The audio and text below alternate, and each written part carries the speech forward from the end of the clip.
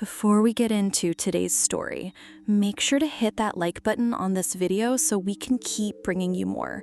Subscribe if you haven't already, and drop a comment below to share your thoughts or your own experiences. Your support is what keeps these stories coming. This happened a couple of days ago. I live in the suburbs of North Carolina with my parents in an upper middle class neighborhood. My parents were away for their anniversary, so I had the place to myself for the week.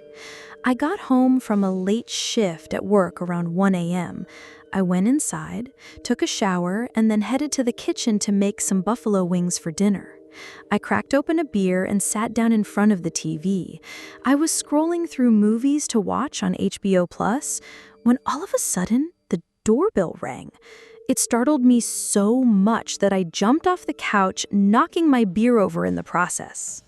It was around 2 a.m. now. Obviously, there was no good reason for anyone to be at the door at that hour. I stared toward the front door for several seconds before it rang again, followed by rapid knocking on both the door and the window. For some reason, I was no longer scared, just annoyed that someone thought this was an appropriate time to bang on someone's door. I headed over and unlocked the deadbolt. I pulled the front door open, leaving the chain in place. In the heat of the moment, I did not even think to look out the window first. I just opened it. Standing on my porch was a woman in her mid-20s. She had long, black hair, a purple hoodie, and black pants. "Can I help you with something?" I asked.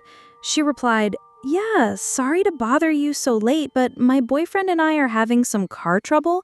Our phones are dead, so we were wondering if you could let us in to use yours." She pointed out toward the street at a dark-colored sedan parked under a street lamp.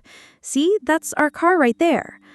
Had this been anyone else, I would have said no, but she looked like a young college student. I live in a college town, and it's not uncommon for students to be out late on a weekend night. I asked where her boyfriend was. She said he had walked to the gas station to see if anyone there had a phone. I pulled out my iPhone and told her to make a quick call because I was about to head to bed. She thanked me and said she would only take 2 seconds. She dialed a number and put the phone to her ear. After a couple of rings, someone picked up. "Yeah, it's me. I'm borrowing someone's phone." She stopped talking. I could barely make out a man's voice on the other end. For some reason, I started to feel uneasy. She was taking much longer than I expected, just standing there staring at me with wide eyes. A creepy smile spread across her face as the man on the other end kept talking. Finally, she said, "Okay, bye," and handed me my phone. Then she asked, "Hey, do you think I might be able to come inside to use the bathroom for a second?" I said no, wished her good luck, and slammed the front door. Just as I was walking away, I heard her start laughing maniacally. Then she said, "You made the right choice." I looked through the peephole. She was still on my porch, but now a man had appeared beside her. He was wearing a hoodie and a face mask. The two of them began circling my house, banging on the windows and laughing loudly. I immediately called 911. They stuck around for several minutes, even trying to get in through my back door. I grabbed my Glock 19 and aimed it at the door, 911 still on speaker. I was prepared to do whatever I had to if they broke in. They banged on the back door for about 5 minutes before finally running back to the black sedan and speeding off. The cops arrived a few minutes later and took a report. They told me I was the third person to call that night about this suspicious couple trying to get into people's homes. I don't know what they had planned, but I doubt it was anything good. Moral of the story, never answer the door at night without looking to see who it is first. I definitely learned my lesson. This story takes place just last week. It was a Saturday evening just before sunset when I went to the dollar store to get a couple of snacks. I had been there a number of times before since it was pretty close to my apartment. The store was called Dollar Tree, and everything inside was around $1. I got to the store, parked my car, and started walking in. Literally, in the first aisle, a man began to approach me. He was wearing a green shirt with the Dollar Tree logo on it. He told me that I was not allowed to be in the store. I was confused when he told me to get out, and I asked him why. He said it was because I was banned. I knew for a fact that I had never been banned. I had never had a bad interaction with anyone there. I told him he must have the wrong person, but he told me again to leave or he was going to call the police. I asked him what I had done to get banned, but he just said that I knew exactly what I did. Then he motioned for me to leave immediately. At this point, I still had no idea what was going on, but I decided to just leave. The man seemed pretty angry, and it was clear he was not going to listen to me. I started walking out of the store, and he followed me the entire way. When we got outside, he told me to leave the property entirely. I asked him again what was going on, but he would not answer. Instead, he told me not to get smart with him and asked if I wanted to try him. I was not interested in fighting, so I turned to walk to my car. That's when I noticed a police car approaching on the road. The man suddenly turned around and took off running, heading around the side of the Dollar Tree building towards some other businesses. I was even more confused now. The police car pulled into the parking lot, and I just stood there. 2 officers got out of the vehicle. One asked me if I had seen the guy who was pretending to work there.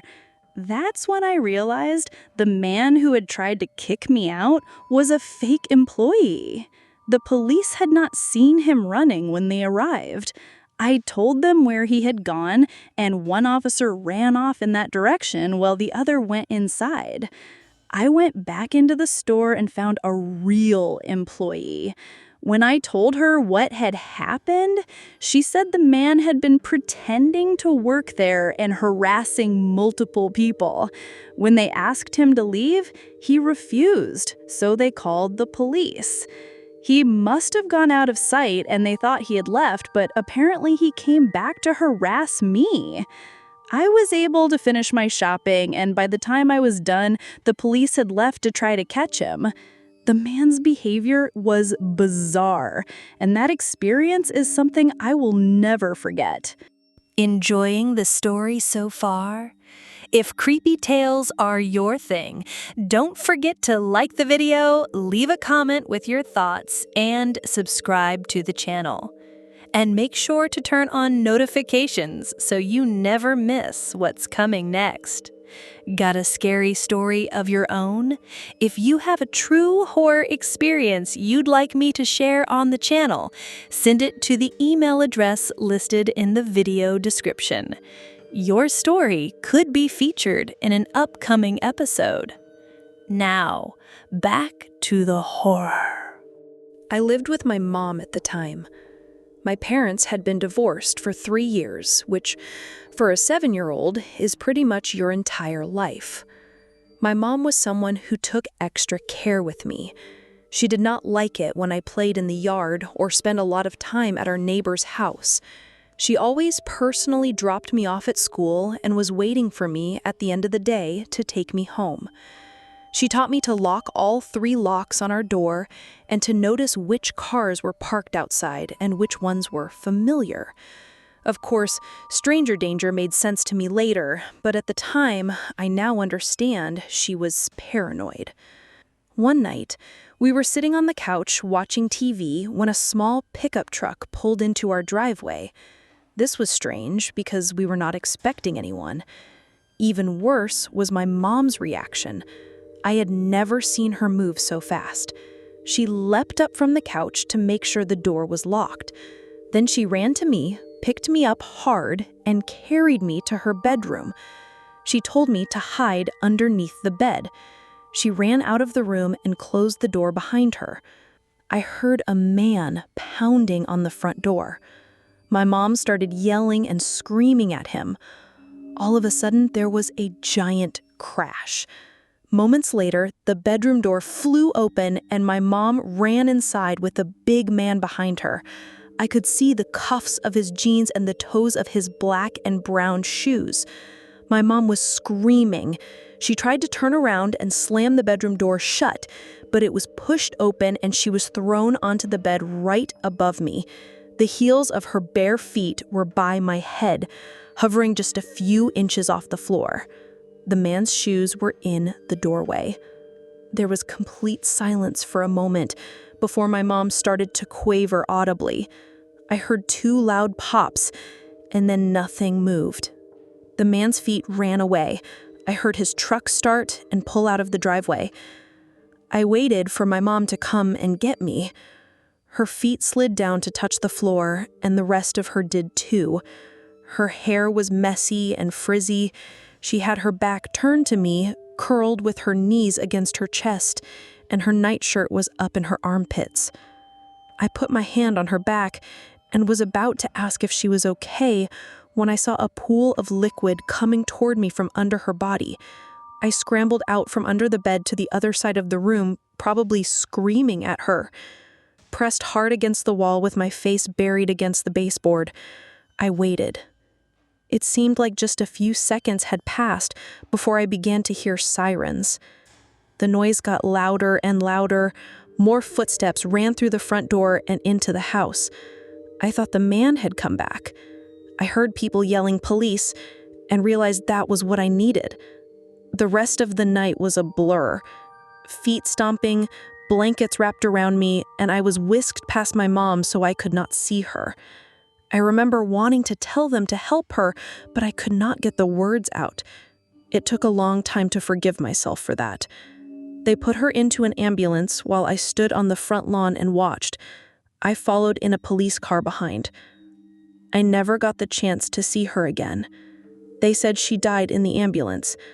I saw her at the funeral, but that was not really her. The answers I got later did not help much, but here they are. My dad cheated on my mom, and my mom cheated on my dad in revenge. The man she was with decided to leave his wife for my mom. My dad left because everything was so messed up. My mom felt guilty and broke it off with the man. He was upset that she had ruined his life. She had been worried about him for years after he found her through a mutual friend, and that was that. The man went back to his apartment after and killed himself too. I spent a lot of time with the police. I talked to a lady in a room in front of a camera. My dad came and took me to live with him. It was a confusing time. I realized then there are 2 English languages, one that kids speak and one that adults speak, and only adults are fluent in both. They would talk over my head in that foreign tongue, then switch to the child version and say things like, "Now tell us what you saw," or "You're going to live with me now." My dad was not very into kids. I pulled inside myself, focused on school, went to college, got a good job, made good friends, but I learned not to speak about this. The internet is great for anonymously talking about things, but I'm not sure it helps anyone. It's just a sad and scary story. I have mostly only talked about this to therapists, and despite what you might think from TV, it's actually helpful. I remember every moment of that night, every breath, every footstep, every loud noise and whimper, and I always will. Thanks for sticking around till the end. If you enjoyed the story, don't forget to give the video a like and leave a comment with your thoughts. And if you haven't already, hit that subscribe button and turn on notifications so you never miss a terrifying tale.